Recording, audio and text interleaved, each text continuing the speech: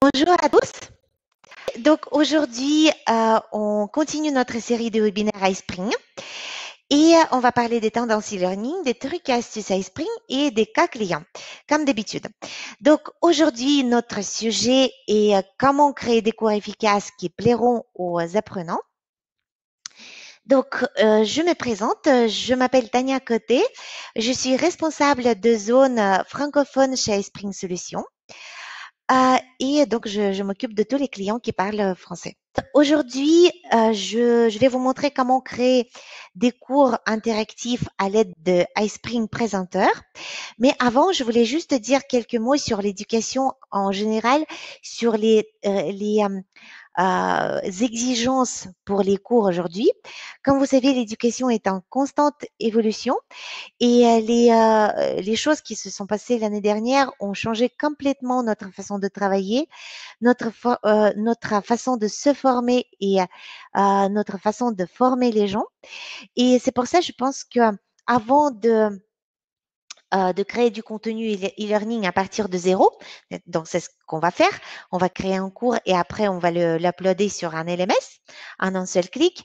Et c'est vraiment utile de voir quelles sont les exigences pour les cours en 2021. Donc, premièrement, c'est une formation flexible. Donc, en général, comme j'ai dit, on a changé la façon de travailler et des enquêtes menées auprès des employés ont montré que 90% veulent continuer 90% des gens veulent continuer à travailler à domicile, au moins dans une certaine mesure. Et 50% veulent continuer à travailler à distance pendant la majeure partie ou la totalité de leur semaine de travail. Et donc, l'avenir de l'apprentissage doit aussi nécessairement devenir plus flexible pour que les gens puissent apprendre là où ils veulent et au moment où ils veulent. Et iSpring Presenter gère cet aspect. Donc, déjà, vous pouvez publier votre cours sur le web ou sur un serveur si votre entreprise en possède. Et surtout, tout ce qui va être créé à l'aide d'iSpring Presenter est compatible avec 156 LMS modernes. C'est les LMS qu'on a testés nous-mêmes et je peux vous dire que ça marche parfaitement. La deuxième chose, c'est la formation orientée vers le mobile. Bon, ça paraît clair. Tout le monde a maintenant les smartphones et les tablettes. Donc, et vu que les cours sont d'abord conçus pour l'expérience mobile et après ils s'adaptent à l'expérience de l'utilisateur sur l'ordinateur de bureau, il est vraiment nécessaire pour que les cours que vous créez soient donnent un parfait rendu sur sur tous les appareils, sur les tablettes et les smartphones. Et donc, encore une fois, iSpring Presenter gère cet aspect également et il offre un affichage et une lecture parfaite sur tous les appareils. Donc, troisième aspect, c'est gamification. Donc, on va voir la gamification en vrai aujourd'hui. Donc, c'est ce qu'on va faire. Et en fait, il s'agit ici de l'utilisation d'éléments de conception ludique dans un scénario non ludique. Aujourd'hui, par exemple, j'ai préparé un cours pour vous pour les premiers secours en cas de brûlure thermique. Donc, c'est un sujet qui est assez important et sérieux, mais quand même, on peut ajouter des éléments ludiques pour faciliter l'apprentissage. Donc, c'est les points, c'est personnalisation, c'est les tableaux de classement, c'est différents niveaux et suivi de la progression. Et en fait, tout ça, c'est pas pour diminuer la sérieuxité des choses, mais c'est pour augmenter la motivation des apprenants et renforcer l'engagement des utilisateurs. Donc, iSpring Presenter gère cet aspect également. Et là, il y a la possibilité de créer plusieurs types de questions. Donc, on va faire ensemble avec vous les questions, les types de questions comme glisser, déposer, hotspot, etc. Et donc, les personnes, quand ils cliquent, quand ils déplacent les choses, ça les motive, ça les engage et surtout la mémorisation se passe très bien. Donc, À l'aide d'iSpring Presenter, vous pouvez faire un feedback personnalisé pour tout choix de réponse. Vous pouvez créer des règles de notation, donc ajouter des points ou diminuer suivant les réponses, par exemple. Vous pouvez mélanger les questions et les réponses pour éviter la triche. Et vous pouvez aussi limiter le temps pour faire le quiz ou le nombre de tentatives. Et on verra tout ça ensemble. Ensuite, il y a bien sûr la qualité de contenu. Et c'est très important puisque, comme vous savez bien, on a énormément d'informations aujourd'hui. Donc, même nous, quand on cherche quelque chose sur Internet, on peut, on, euh, on voit qu'il y a énormément d'informations et il faut faire le tri. Et donc, quand on crée quelque chose, il faut qu'on soit sûr qu'on crée du contenu de qualité. Et donc, ce qui compte vraiment, c'est comment l'apprenant l'interagit avec l'outil. Donc, le volume de contenu et d'informations peut être considérable, mais la principale question qu'on se pose est celle de leur qualité et de mode de présentation approprié.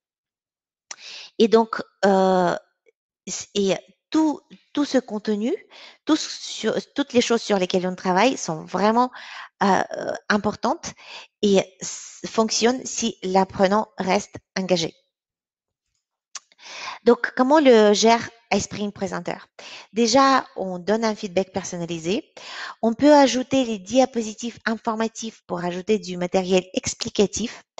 On peut créer des règles et entre les groupes de questions. Et bien sûr, vous pouvez ajouter des vidéos ou des images, etc., explicatifs, donc que vous pouvez aussi ajouter à votre cours.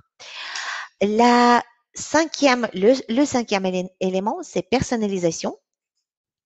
Et donc là, pareil, par rapport au sondage, on peut dire que 55% des apprenants souhaitent une approche et un contenu personnalisé. Donc, pour que les learnings soient vraiment efficaces, vous pouvez demander à vos apprenants quelles sont les préférences qu'ils ont pour percevoir les nouvelles informations. Donc, iSpring Presenter répond à cette exigence également. Donc, on peut créer des enquêtes non notées et anonymes. On peut créer des tests post-cours pour vérifier la compréhension des connaissances. C'est ce qu'on va faire ensemble. Et on peut noter aussi le nom de l'élève et faire de la ramification pour ramener tel ou tel élève à un élément de contenu qu'il n'a pas compris ou il n'a pas vraiment appris. Donc, le sixième élément, c'est la formation par vidéo. Maintenant, les tutoriels vidéo, même les tutoriels que vous utilisez pour un logiciel quelconque, par exemple, prouvent que tout, tout ce contenu en vidéo, en format vidéo, devient de plus en plus populaire. Donc, 82% des apprenants préfèrent des formations vidéo avec des quiz.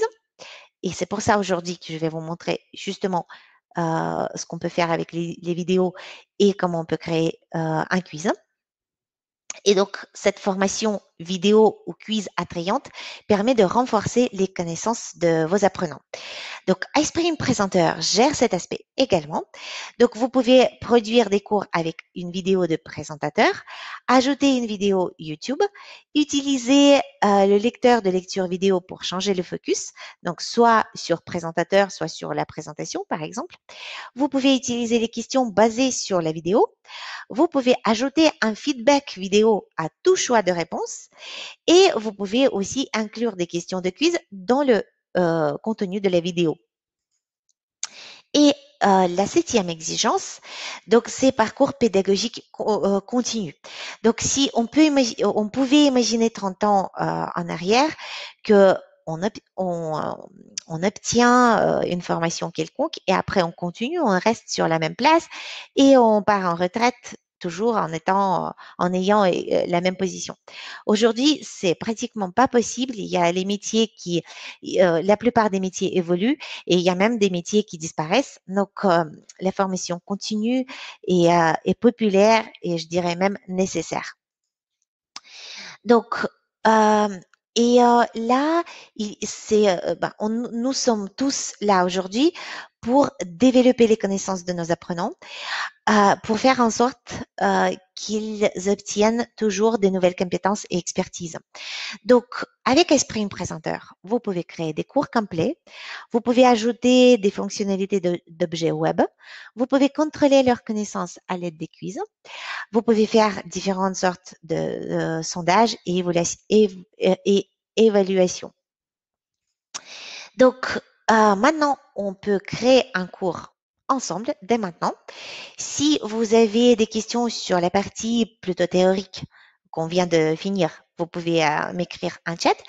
Là, je vais donc partager mon écran avec vous.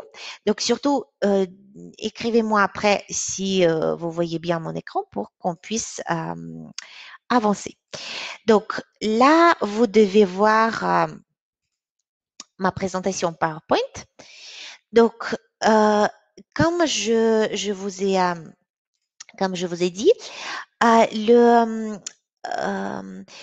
iSpring Suite et iSpring Présenteur. Aujourd'hui, je vais me focaliser plus sur la partie iSpring Présenteur. Vous pouvez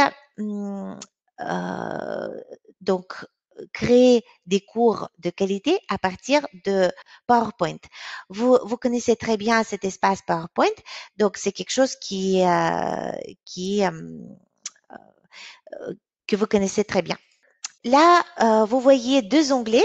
Donc, si vous avez iSpring Présenteur, donc dont je parle depuis tout à l'heure, vous avez dans votre PowerPoint tout simplement, vous avez un onglet supplémentaire. Donc là, j'ai déjà préparé certaines choses pour ne pas perdre notre temps sur les choses que vous pouvez créer avec toutes les fonctionnalités de PowerPoint habituelles. Donc, vous créez la page de couverture de notre cours.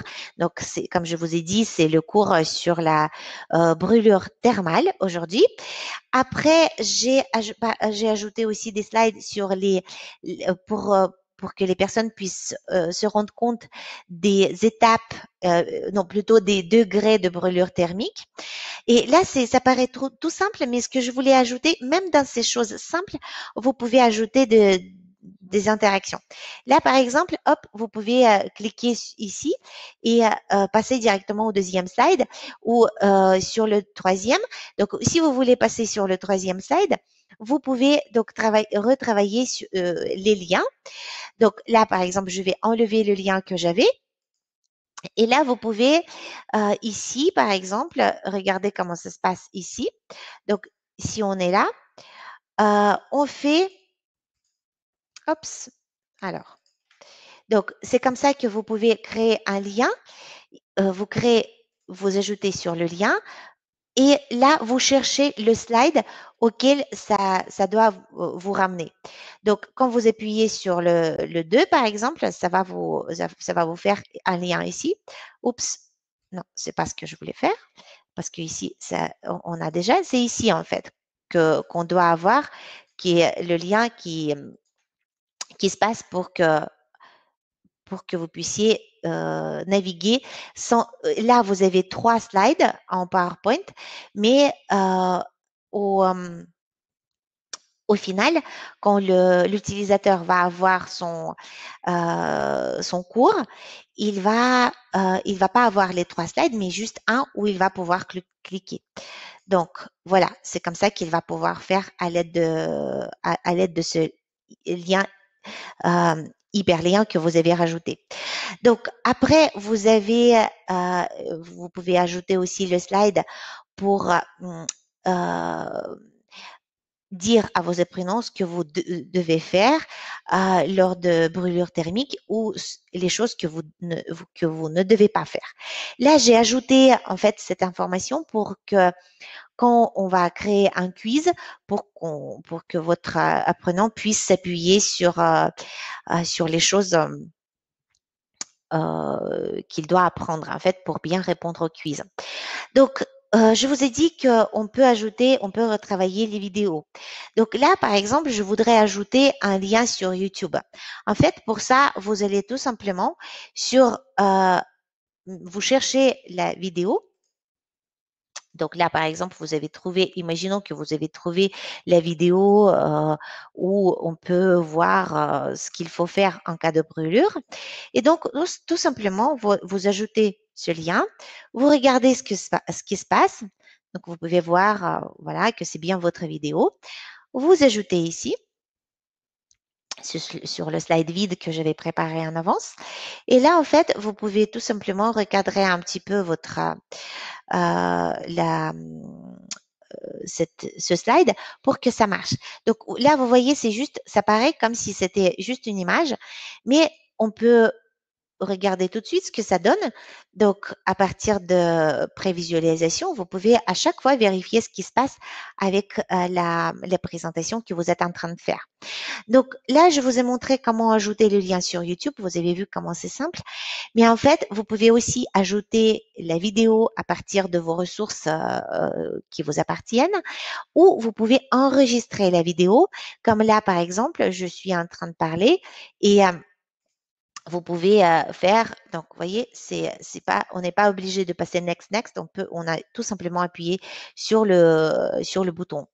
Donc après, voilà, si vous ajoutez des images comme ça qui bougent, donc vous pouvez utiliser des sites web où vous pouvez les trouver facilement.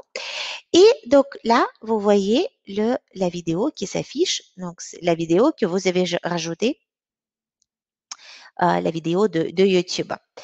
Voilà. Et donc, comme je disais, vous pouvez utiliser cet outil pour enregistrer la vidéo de vous-même. Si vous avez un outil plus puissant, donc celui d'iSpring Suite, vous pouvez aussi utiliser plus d'options par rapport aux vidéos. Vous pouvez reprendre une vidéo existante, la découper, ajouter des images et les choses comme ça. Donc, vous pouvez, on va sûrement organiser un autre webinaire à ce sujet. Mais là, même dans iSpring Presenter, vous pouvez vous filmer et rajouter cette vidéo ou ajouter un lien sur YouTube comme je viens de vous montrer. Maintenant, admettons que votre apprenant a bien appris les degrés de brûlure thermique, a bien appris ce qu'il faut faire et ce qu'il faut éviter, a bien écouté, regardé la vidéo sur les étapes sur les actions à mener lors d'une brûlure thermique. Maintenant, on va vérifier les connaissances de votre apprenant. Donc, pour ça, on va créer un quiz. Et donc, ici, on peut créer, vous avez le choix entre le quiz noté et les sondages et les questionnaires, comme je vous ai dit. Donc là, je préfère commencer par la création de quiz notés. Donc là, où vous allez pouvoir vraiment dire à votre apprenant où il a tort et où il a raison. Donc, vous voyez deux onglets entre lesquels on va jongler tout le temps. Donc, ça, l'onglet où on va écrire les réponses et les questions et l'onglet où on va pouvoir visualiser ce que ça donne. Donc, on peut commencer par le titre de notre quiz. Donc, j'ai déjà préparé les ressources pour pouvoir le faire plus rapidement. Donc, on va écrire le titre de notre présentation, le titre de notre quiz. Donc, on va pouvoir ajouter l'image. Donc, on va choisir cette image-là. On va faire en sorte que ce soit en arrière. Et là, donc, on va voir le nom du quiz. On va changer les couleurs, un petit peu ajouter peut-être pour que ce soit un petit peu plus grand. Voilà, comme d'habitude, comme vous le faites, comme vous avez l'habitude de le faire dans PowerPoint, vous faites les choses comme ça. Voilà, vous le déplacez. Donc là, on va t'enlever. On va peut-être travailler sur les formes. On va rajouter une petite chose ici. Voilà. Donc, on peut choisir, donc si on travaille sur les, oui, si on travaille sur les thèmes, par exemple, on peut choisir un thème pour tout le quiz, d'accord? Ça va se faire tout seul. Donc, ici, on va écrire quiz. Voilà. Donc, oups, on va revenir ici, changer un petit peu, refaire des choses. Voilà. Et on peut se dire que notre page de titre est préparée. Donc, après, on revient ici et on va choisir les types de questions qu'on voudrait mettre en place. Donc, voilà notre quiz. Là, on choisit les types de questions. Vous voyez qu'il y a plusieurs. Donc, là, je choisis glisser, déposer. Je suis désolée, la version dans laquelle je vous montre tout ça est une version anglaise, mais en fait, bien sûr, la version française existe. Donc, si c'est plus simple pour vous, bien sûr, vous pouvez télécharger soit la version anglaise, soit la version française. C'est vraiment à votre convenance. Donc, ici, on va déjà, il faut qu'on puisse euh, euh, prendre les images sur lesquelles avec lesquelles on va travailler. Donc, on va chercher les images dans sur notre slide. Donc voilà, donc c'est le papier. Après, on va prendre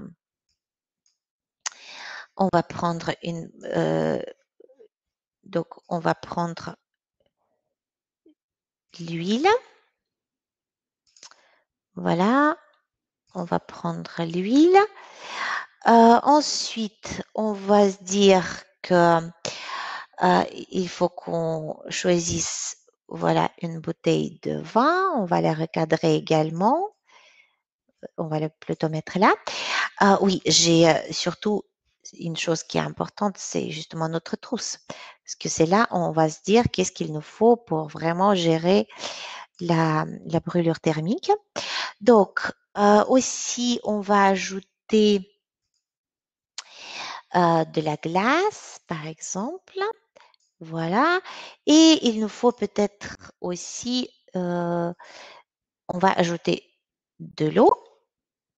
Voilà, on va la recadrer aussi. Donc, ça va être notre bouteille d'eau. Donc, maintenant, la question va se poser sur qu'est-ce qu'il faut vraiment utiliser en cas de brûlure. Donc, pareil, je vais dans mes ressources, je mets la question qu'il faut. Donc, ça va être mettez les articles appropriés au traitement d'une brûlure, pardon, dans la trousse de premiers soins. Donc là, on se dit que oui, c'est la trousse, ça correspond. Là, plutôt non, l'huile, on n'utilise pas. Le vin, il vaut mieux pas, ça va pas aider. La glace, non plus. Par contre, l'eau, ça peut nous aider tout à fait. Donc, c'est comme ça que après, on va voir, donc ici, vous allez pouvoir tirer les choses que vous voulez à mettre dans la trousse de premier secours. Donc, ici, vous pouvez aussi changer le feedback pour les questions. Donc, bien sûr, dans la version française, vous allez avoir déjà la réponse pré-préparée. Mais là, par exemple, si quelqu'un répond mal, je voudrais modifier la réponse incorrecte et rajouter de l'information. Pas tout simplement dire que vous avez tort, mais plutôt dire que voilà, qu'est-ce qu'il faut éviter de faire. Donc, il ne faut pas donner de l'alcool, ne pas placer de la glace, d'huile, de beurre et du miel, bien sûr, sur la zone brûlée. Donc, vous pouvez aussi donner le nombre de tentatives en fait que la personne peut avoir pour cette question. Et dans ce cas-là, euh, vous pouvez le changer ici, mais vous pouvez aussi le changer dans les propriétés du quiz en entier. Donc, c'est là où vous jouez avec le score de passage. Vous pouvez ajouter, changer les points pour les bonnes et mauvaises réponses au niveau des pénalités également. Et vous pouvez donc limiter le nombre de tentatives pour tout le test. Admettons qu'on l'a fait. Donc, voilà, pour les réponses incorrectes, on a rajouté. Et là, comme on a ajouté la tentative ici, vous pouvez aussi mettre du texte ici. Voilà. Donc, après, vous pouvez aussi mélanger les réponses, comme je vous ai dit, et limiter le temps de répondre à la question que pour celle-là ou pour le test en général. Ensuite, je voudrais prendre le séquencement. Vous avez dit que vous aimez ce type de réponse, ou ce type de question. Donc, là-dessus aussi, je mets ce que j'ai préparé. Donc, je mets la question. La victime a été brûlée, apporter les premiers soins. Donc, il faut placer ces actions dans le bon ordre. En fait, là, l'ordre dans lequel vous allez poser vos questions, c'est ça qui va définir en fait le bon ordre des questions. Donc, je fais pareil, je copie tout simplement les choses que j'avais fait. Voilà. Ensuite, on se dit qu'il faut refroidir à l'eau courante. Ensuite, on va appliquer un pansement. Donc là, il y a d'office, il y a par exemple quelques réponses, mais bien sûr, vous pouvez en rajouter. Là, par exemple, on va ajouter le 5e élément, c'est placer le membre en position élevée pour réduire le gonflement. Voilà, donc ça va être l'ordre de nos réponses. Ici, encore une fois, vous pouvez modifier le feedback si vous voulez. Et donc là, on va retravailler un petit peu la vue finale parce que je voudrais ajouter une image, par exemple. Et là, je voudrais ajouter cette image-là. Donc, elle est trop grande, on va la diminuer. Et voilà. Et comme ça, les personnes vont pouvoir choisir le bonne et mauvaise réponse. On revient ici, on rajoute encore une question. Donc, on va faire le choix multiple. Vous avez dit que vous aimez ce type de questions. Donc, encore une fois, j'ai déjà la question préparée dans mes ressources. Donc, on va la mettre ici. Donc, on va indiquer ce qu'il faut faire et ce qu'il ne faut pas faire. Donc, ici, vous pouvez mettre toutes les options d'office. Et après, noter tout simplement avec cocher les cases contre les bonnes réponses. Donc, voilà. Pendant que je suis en train de le faire, vous pouvez réfléchir ce qu'il ne faut pas faire. Voilà. Donc, ensuite, briser les ampoules, peut-être pas. Voilà. Et ensuite, encore une, pour que ce soit quand même un bon quiz qui a du sens.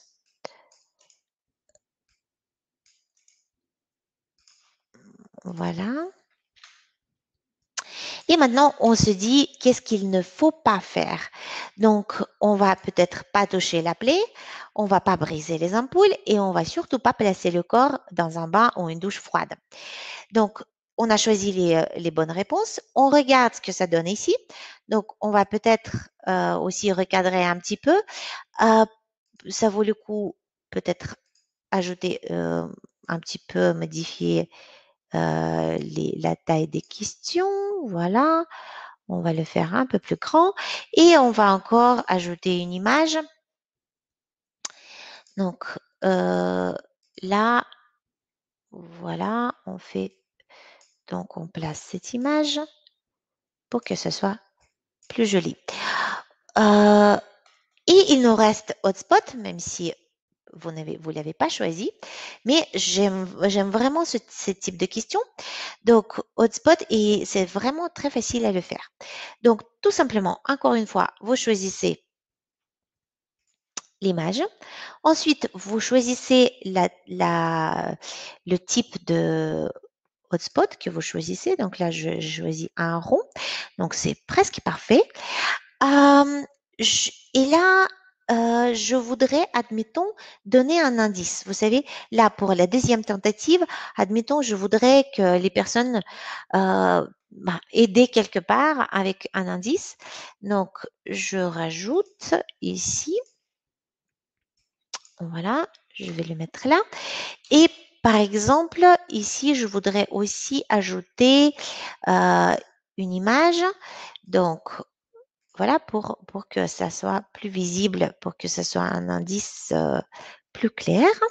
Donc là, on choisit la position pour que ce soit plus joli encore une fois.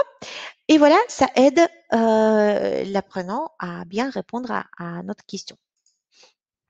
On regarde ce que ça donne. Voilà, et donc la personne devrait choisir cette chose-là. Donc, c'est notre quiz est fait, donc il n'y a que 5 questions, mais quand même, on a bien travaillé avec vous. Donc, je voudrais quand même vous montrer ici que vous pouvez ajouter de l'audio, de la vidéo en tant que question et en tant que réponse également. Alors, ce qui est important également, c'est que là, quand on a fait, par exemple, on a créé notre premier slide pour les premiers secours, c'était on a utilisé InfoSlide. Mais vous pouvez également utiliser les slides comme ça, donc les InfoSlides, pour donner plus d'infos aux personnes qui ont mal répondu, par exemple. Dans Esprit Suite, il y a un petit peu plus de fonctionnalités de ce côté-là pour faire les ramifications, pour renvoyer la personne au début du quiz, par exemple, si besoin. Donc, voilà, c'est tout ça, on peut le faire. Alors, on a terminé notre quiz. Donc, on peut se dire que c'est bon. Donc, on a tout vérifié. On le sauvegarde et on revient à notre présentation.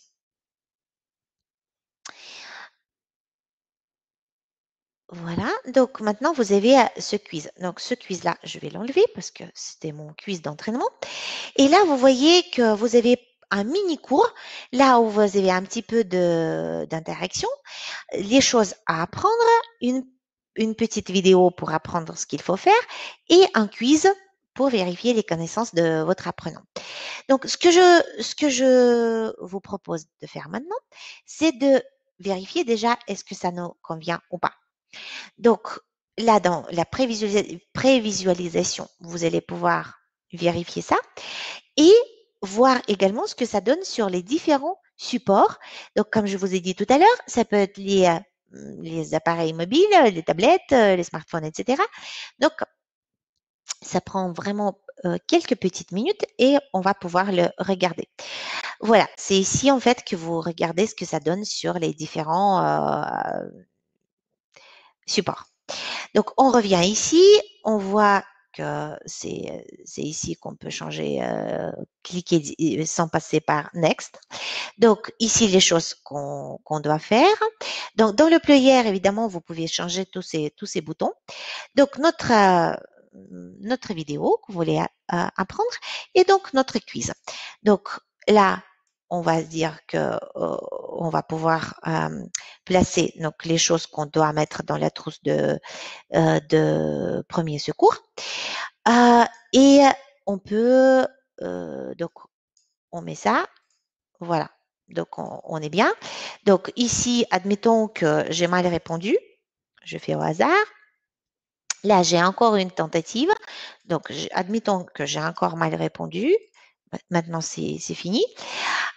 Ici, on peut dire, donc, on va indiquer ce qu'il faut pas faire. Donc, on s'est dit qu'il faut pas toucher la plaie, il faut pas mettre dans la douche, et les personnes dans la douche et briser les ampoules. Eh ben, on est bien. Donc, ici, c'est la brûlure de 2e degré. Voilà notre hotspot. Et on est encore bon.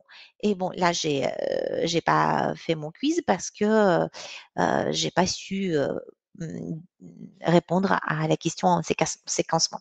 Donc, on s'est dit que tout va bien et maintenant, on arrive au moment très important. Il faut qu'on publie cette présentation quelque part. Donc là, pour ça, on a notre bouton publier et vous pouvez publier sur soit sur votre ordinateur, soit sur votre site, comme je vous ai dit. Mais le plus important, le plus intéressant, c'est publier sur un LMS. Donc, soit ça peut être un LMS de votre choix. Je vous ai dit qu'on a testé iSpring Presenter et iSpring Suite sur un grand nombre de LMS. Mais si vous avez par exemple iSpring Learn, là, ça peut se faire très vite. Là, j'ai déjà mon compte, donc j'ai rajouté et à chaque fois, vous tombez dans votre compte, vous donnez le nom à votre premier secours, à votre projet, pardon, donc c'est premier secours dans ce cas.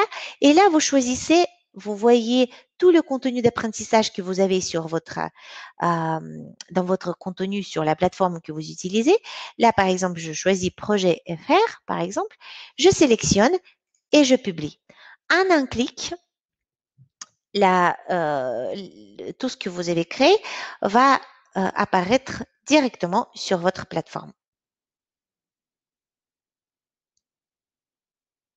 Voilà, ça va prendre à peu près le même temps comme quand on a prévisualisé les choses.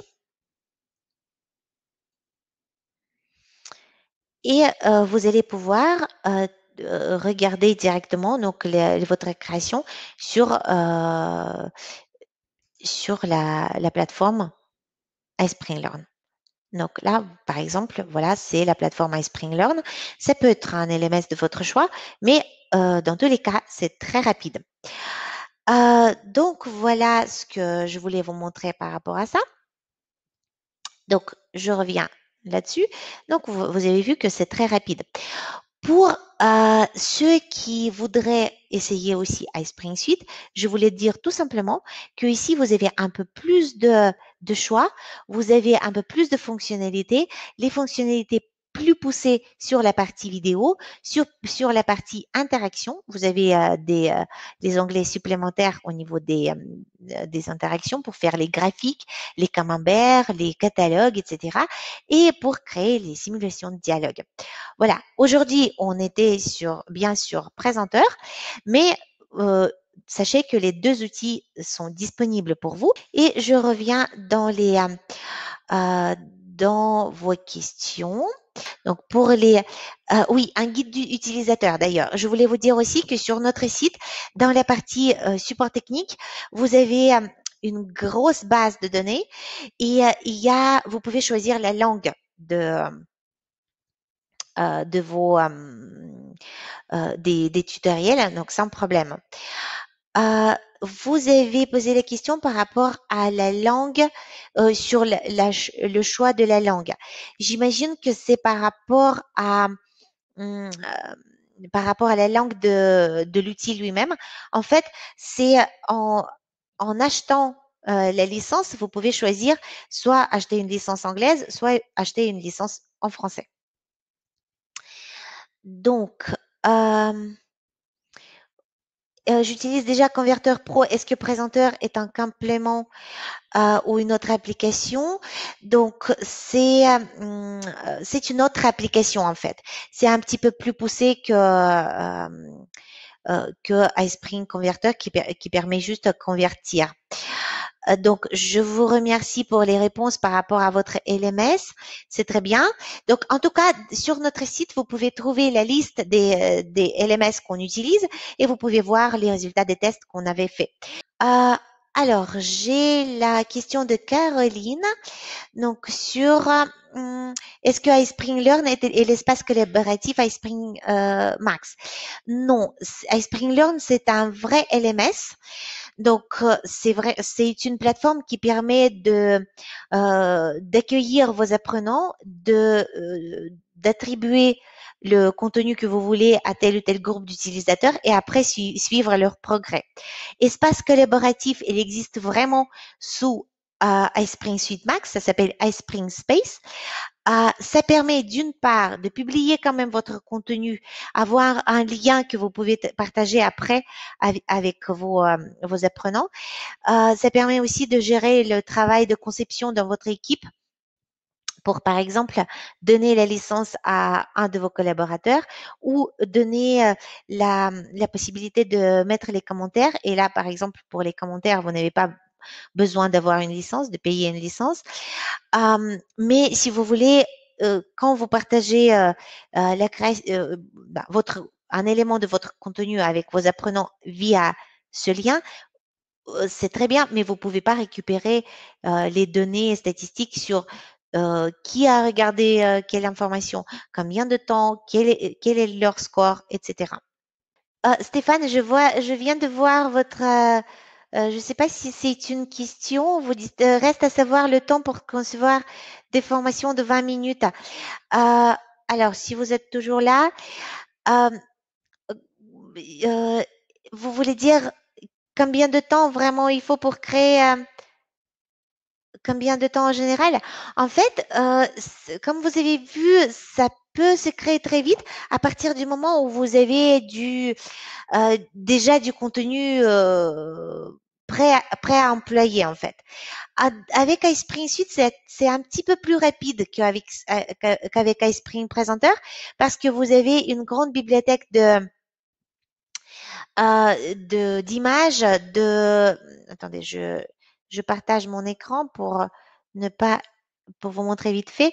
Là, vous voyez sur iSpring Suite, vous avez des personnages, des arrière-plans, des objets, des icônes. Donc, tout ce que ça permet de ne pas chercher les images parce que parfois, c'est vraiment compliqué. En plus des droits d'auteur et tout ça, ça peut être compliqué. Et là, vous voyez, par exemple ici, vous avez, bon, là, j'ai une version d'essai, mais vous avez tout ça comme